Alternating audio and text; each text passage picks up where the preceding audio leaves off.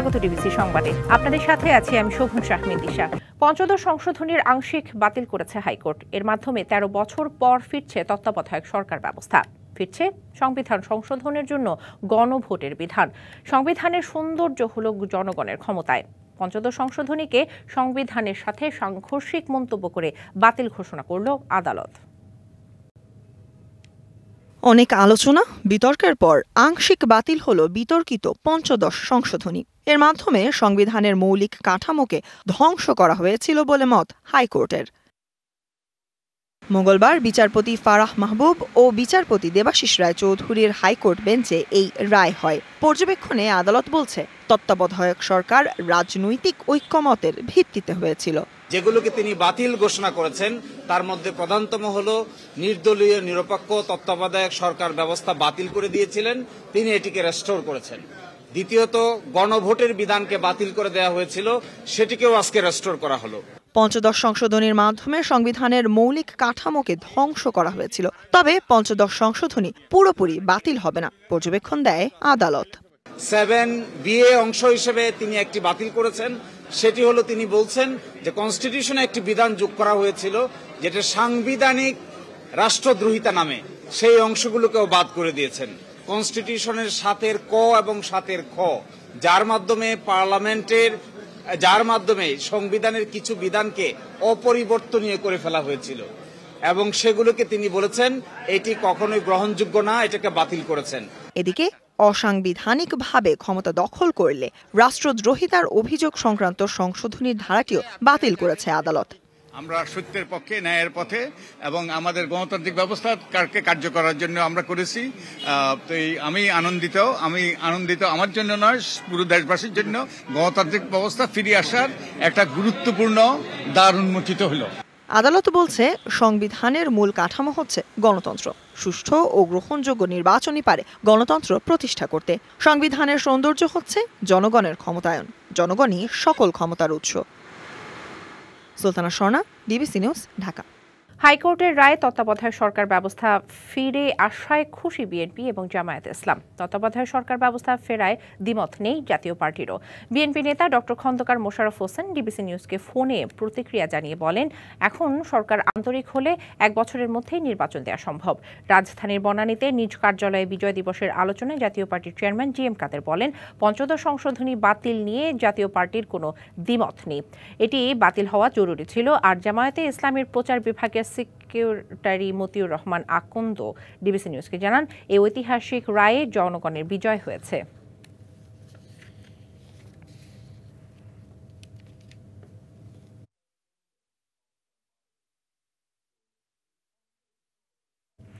যে কোনো সময় জাতীয় নির্বাচন আয়োজনে প্রস্তুত আছে নির্বাচন কমিশন। একথা জানিয়ে প্রধান নির্বাচন কমিশনার এম নাসির উদ্দিন বলেছেন, জাতীয় নির্বাচন ইভিএমে নয়, ব্যালটে হবে। দুপুরে রাজধানীর আগারগাঁওয়ে নির্বাচন ভবনে সাংবাদিকদের তিনি আরও বলেন, প্রয়োজনে ভোটার তালিকা আইন পরিবর্তন করা হবে। সুষ্ঠু সুন্দর পরিবেশে ভোটাররা যাতে ভোট দিতে পারে সেজন্য আইন বিধিতে পরিবর্তন আনা হবে। এখানে কমিশনের কোনো এজেন্ডা নেই বলেও জানান সিইসি। রাজনৈতিক দলগুলোই প্রধান অংশীজন। আওয়ামী লীগের নির্বাচনে আসা না আসা রাজনৈতিক ফয়সালার বিষয় বলেও জানান প্রধান নির্বাচন কমিশনার এম নাসির উদ্দিন।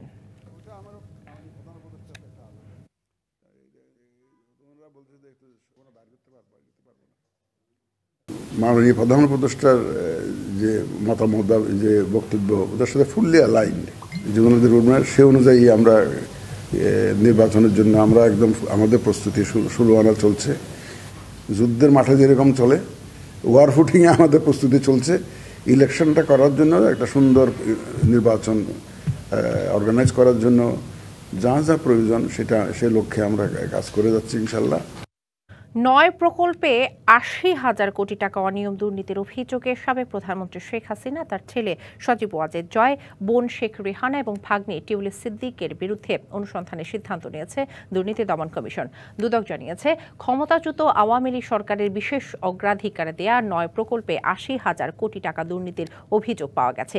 এর মধ্যে রূপপুর পারমাণবিক প্রকল্পে 59,000 কোটি টাকা এবং সরকারের আশ্রয়ন বেজা বেপজা সহ 8টি প্রকল্পের আড়ালে 21,000 কোটি টাকা দুর্নীতির অভিযোগ আনা হয়েছে, যেখানে প্রধান অভিযুক্ত হিসেবে নাম রয়েছে শেখ হাসিনার। অন্যদিকে রূপপুর প্রকল্পে শেখ হাসিনা ছাড়াও তার ছেলে জয়, বোন শেখ রেহানা এবং রেহানার মেয়ে টিউলিপ সিদ্দিকীকে অভিযুক্ত করা হয়েছে। এসব দুর্নীতির বিষয়ে শেখ হাসিনা সহ 4 জনের সম্পৃক্ততা খতিয়ে দেখতে অনুসন্ধানের সিদ্ধান্ত নিয়েছে দুদক। গুমের ঘটনায় সাবেক প্রধানমন্ত্রী শেখ হাসিনার সম্পৃক্ততা পেয়েছে গুম কমিশন। এমন তথ্য দিয়ে আন্তর্জাতিক অপরাধ ট্রাইব্যুনালে গুম কমিশনের প্রথম প্রতিবেদন জমা দেওয়া হয়েছে। এই প্রেক্ষিতে শেখ হাসিনার বিরুদ্ধে জুলাই-আগস্ট গণহত্যা মামলার তদন্ত 2 মাসের মধ্যে শেষ করার নির্দেশ দিয়েছে ট্রাইব্যুনাল। মামলার পরবর্তী শুনানি হবে 18 ফেব্রুয়ারি। জুলাই-আগস্টের গণহত্যা মামলায় যখন আওয়ামী লীগের 10 মন্ত্রীকে হাজির করা হয়, কেউ ছিলেন বিমর্ষ, অনেকে আবার হাস্যোজ্জ্বল, আবার একেবারে নিশ্চুপ ছিলেন সাবেক মন্ত্রী আমলারা। এদিন সকাল 11টার দিকে গাজীপুর, কেরানীগঞ্জ ও নারায়ণগঞ্জ কারাগার থেকে হাজির করা হয় সাবেক 12 মন্ত্রী, প্রতিমন্ত্রী, 2 সচিব ও 1 বিচারপতি সহ 16 জনকে। শুরুতে শেখ হাসিনার তদন্ত শেষ হয়নি জানিয়ে 2 মাসের সময় আবেদন করেন প্রসিকিউশন টিম। এরপর গুমের ঘটনায় গুম কমিশনের রিপোর্ট তুলে ধরা হয়। এ সময় চিফ প্রসিকিউটর তাজুল ইসলাম বলেন, আওয়ামী লীগ শাসনামলে সব গুম হত্যার নিউক্লিয়াস ছিলেন শেখ হাসিনা। তদন্ত কমিশনের রিপোর্টের মাধ্যমে যে তথ্য প্রমাণাদি পেয়েছি, সেগুলোর ব্যাপারেও ট্রাইব্যুনাল এই অপরাধগুলোকে তাদের তদন্তের জন্য আমলে গ্রহণ করছে এবং এই ব্যাপারেও আমরা রিপোর্ট প্রদান করব। একই সাথে শেখ হাসিনার বিরুদ্ধে গণহত্যা এবং গুম সংক্রান্ত যে অপরাধ, সেগুলোকে মিলিয়ে তদন্তের রিপোর্ট দাখিল করতে হবে। এদিন আনিসুল হক ও সালমান এফ রহমান সহ 16 জনের তদন্ত রিপোর্ট 2 মাসের মধ্যে দাখিলের নির্দেশ দেয় বিশেষ ট্রাইব্যুনাল। আদালত 2 মাস সময় দিয়েছেন।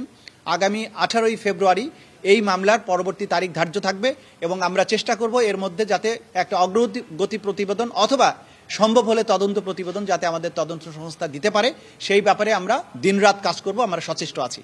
গ্রেফতারি পরোয়ানা থাকার পরেও দীর্ঘদিন পলাতক ছিলেন ওবায়দুল কাদের। এরপর কৌশলে দেশ ছাড়েন। এর জন্য আইনশৃঙ্খলা বাহিনীর কাছে ব্যাখ্যা চেয়েছে আন্তর্জাতিক অপরাধ ট্রাইব্যুনাল। একই সাথে শেখ হাসিনাকে ফিরিয়ে আনতে রেড অ্যালার্টের অগ্রগতি জানতে চাওয়া হয়েছে। গ্রেফতারি পরোয়ানা জারি হওয়ার পরে বাংলাদেশে কোথায় তিনি কিভাবে ছিলেন, কেন তাকে গ্রেফতার করা হয়নি, বা তিনি কিভাবে পরবর্তীতে বাংলাদেশের সীমান্ত অতিক্রম করেছেন, এই ব্যাপারে আইনশৃঙ্খলা রক্ষাকারী বাহিনীর কাছে একটা ব্যাখ্যা চাওয়া হয়েছে। আন্তর্জাতিক অপরাধ ট্রাইব্যুনালে বর্তমানে 4টি মামলায় 72 জনের বিচার চলছে। Yusuf Rana, DBC news, Dhaka.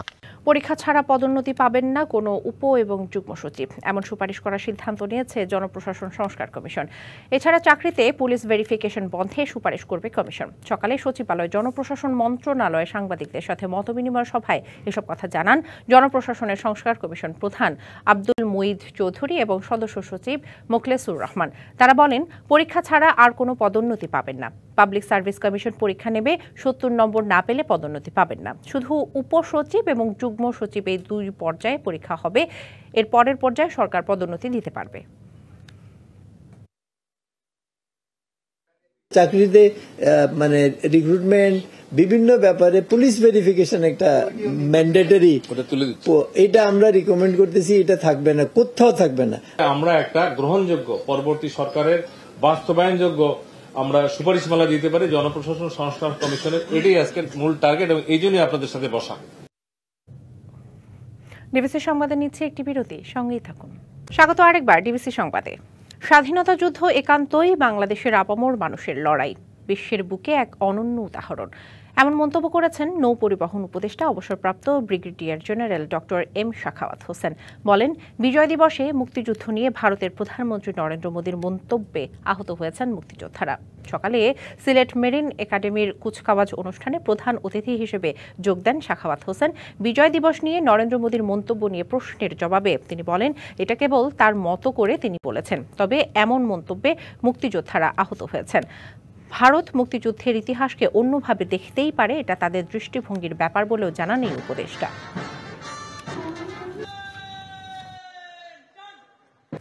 BDR হত্যাকাণ্ডের পুনঃতদন্তে আগামী 5 কার্যদিবসের মধ্যে নতুন কমিটি গঠন করবে সরকার।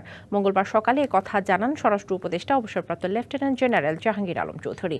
বলেন, কমিটিতে সদস্য থাকবেন 5 থেকে 9 জন, তবে সেখানে অধিকাংশই থাকবেন সামরিক কর্মকর্তা, অবসরপ্রাপ্ত বিচারক এবং পুলিশের সদস্যরা।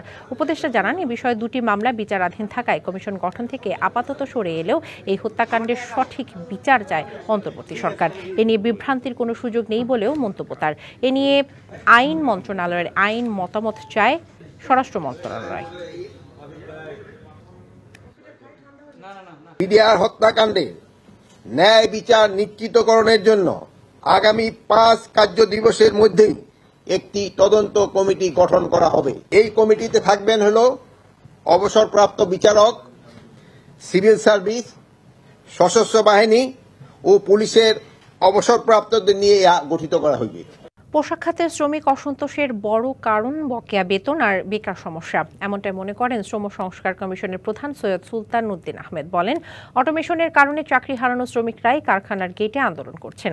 রাজধানী গুলশানে সিপিডি আয়োজিত এক সেমিনারে তিনি এসব কথা বলেন। এ সময় পিছিয়ে পড়া তরুণীদের কাজের সুযোগ নিশ্চিত করতে জেলা ভিত্তিক নীতি তৈরির তাগিদ দেন গবেষকরা। শেখ হাসিনার পতনের পরপর নানা দাবিতে উত্তাল হয় পোশাক কারখানাগুলো। সে সময় ঘটে ভাঙচুর ও প্রাণহানির ঘটনাও। শ্রম সংস্কার কমিশন বলছে, এসব আন্দোলনের মূলে বকেয়া বেতন ও কারখানা অটোমেশনে চাকরি হারানোদের ক্ষোভ। একটা বড় কারণ হচ্ছে এই প্রথম বেকার শ্রমিকরা কারখানার গেটে গিয়ে কিন্তু আপনার আন্দোলন করেছে যে আমাদের চাকরি দিতে হবে। এবং খেয়াল রাখবেন, এই যে শিল্পাঞ্চলগুলো, ওখানে কিন্তু এই বেকার শ্রমিকরা মানে ওই কোনো না কোনো কারখানা থেকে ঝরে পড়া শ্রমিক। বৈশ্বিক প্রতিযোগিতায় টিকতে যন্ত্রের ব্যবহার বাড়ানোকে উৎসাহিত করলেও এতে চাকরি হারানোদের কি হবে তা নিয়ে কোনো পরিকল্পনা ছিল না বলেও জানান কমিশন প্রধান। অটোমেশনের কারণে কিন্তু প্রচুর শ্রমিক ঝরে পড়েছে। অ্যাজ এ হোল ইন্ডাস্ট্রি কি সরকারকে জানিয়েছে কিনা, তারা বলল না, এরকম কোনো ইনবিল্ড সিস্টেম নেই। এর আগে কিশোরগঞ্জ জেলার নারীদের শিক্ষা ও কাজের সুযোগ নিয়ে গবেষণা প্রবন্ধ উপস্থাপন করে সিপিডি। দেখা যায়, জেলার 38% নারী উচ্চ মাধ্যমিক শিক্ষা বঞ্চিত, 53% নারী কাজের সুযোগ পায় না। গবেষকরা বলেন, জাতীয় নীতি ঢালাওভাবে তৈরির কারণে জেলাভিত্তিক তরুণীদের তা কোনো উপকারে আসে না। এক এক উপজেলার বাস্তবতা এক এক রকম। এই যে লোকেশন স্পেসিফিক ভিন্ন ভিন্ন প্রেক্ষাপট, এই জিনিসটা অনেক সময় ন্যাশনাল লেভেলে আমরা যখন প্রোগ্রাম ডেভেলপ করি ওইটি মাথায় রাখা যায় না। টেকসই অর্থনৈতিক অগ্রগতি নিশ্চিতে নারীদের জন্য কার্যকর নীতি নেয়ার তাগিদ দেন বক্তারা। গড়ের মধ্যে আবদ্ধ হয়ে যাই, এভারেজে চলে যাই, ওই লোকেশন ধরে ওইভাবে আসে না। অষ্টগ্রামের চিত্র আর 20 গ্রামের চরের চিত্র হয়তো ডিফারেন্ট হবে। শ্রম পরিবেশ ও শ্রমিকের জীবন মান উন্নয়নে সবার জন্য মানসম্মত প্রশিক্ষণ ও দক্ষতা বৃদ্ধির কোনো বিকল্প নেই বলেও মন্তব্য করেন বক্তারা। মুস্তফা মাহবুব, ডিবিসি নিউজ, ঢাকা। দিনাজপুরে মাঠে মাঠে শুরু হয়েছে আমন ধান কাটা মাড়াই, তাই চাহিদা বেড়েছে মাড়াই মেশিনের। স্থানীয় কারখানাগুলোতে এই যন্ত্র তৈরিতে ব্যস্ত কারিগররা। কাঁচামালের দাম বাড়ায় এবার উৎপাদন খরচ বেড়েছে দাবি কারখানা মালিকদের, তাই বাড়তি দামে বিপাকে কৃষকরা। এক সময় ধান কাটাই মাড়াই হতো সনাতন পদ্ধতিতে, এখন মাড়াই মেশিনের উপরই ভরসা রাখছেন কৃষকরা, তাই বেড়েছে এর চাহিদা। দিনাজপুরের বিভিন্ন উপজেলায় তৈরি হচ্ছে ধান মাড়াই মেশিন। আমন মৌসুমে চাহিদা থাকায় কারখানাগুলোতে বেড়েছে কারিগরদের ব্যস্ততা, এতে কর্মসংস্থান হয়েছে স্থানীয় অনেক যুবকের। আর এখন ডিজিটাল পদ্ধতিতে যে ধান মাড়াইটা করা হয়, 15 থেকে 20 মিনিটের মধ্যেই আমাদের ধান মাড়াই করা হয়। এলাকায় যদি আরো 2-4টা এরকম ধান মাড়াই মেশিনের কারখানা হয়, এলাকার উন্নয়ন, বেকারত্ব, ছেলেপেলেদের উন্নয়ন। মাড়াই মেশিনের কারণে ভোগান্তি কমেছে কৃষকদের। সময় ও অর্থের সাশ্রয় হলেও মেশিনের দাম দ্বিগুণ বাড়ায় বিপাকে ক্ষুদ্র কৃষকেরা। শীত আগে আমরা কিনতাম 55 টাকা 60 টাকা, এখন আমাদের শীত কিনতে হচ্ছে আপনার 160 অথবা 65 টাকায়। সরকার যদি এই অবস্থায় আমাদেরকে একটু কৃষি লোন টোন বড় ধরনের কোনো কিছু দিত, তাহলে আমরা কৃষকদেরকে সুযোগ সুবিধা আরো ভালো দিতে পারতাম। কাঁচামালের চড়া দামে বেড়েছে উৎপাদন খরচ, তাই সরকারি সহায়তা পেলে কম দামে বিক্রি সম্ভব বলছেন কারখানা মালিকরা।